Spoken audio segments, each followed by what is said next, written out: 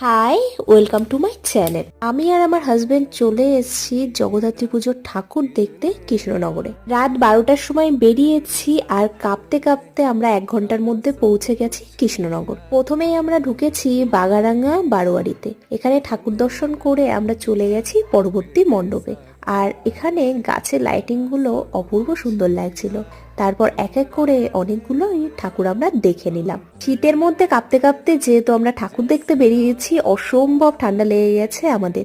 তারই মধ্যে আমরা দেখে নিয়েছি জর্জপাড়া বারোয়ারি, মেছোমা। আর তারপরে রাস্তায় প্রচুর প্রচুর লাইটিং, যেগুলো দেখতে তো অসম্ভব সুন্দর লাগছিল। আর এবার আমরা চলে এসেছি কিন্তু বুড়িমা দর্শনের জন্য। এখানে আমরা ভিড় ঠেলে দর্শন করে নিলাম বুড়িমা। তারপরে আমরা চলে এসেছি উকিলপাড়া বারোয়ারিতে। তারপর দেখে নিলাম নরসিংহ মা, গাছে প্রচুর পরিমাণে লাইটিং। আর তারপরে এসে গেছি গোলাপটি মা। আর কয়েকটা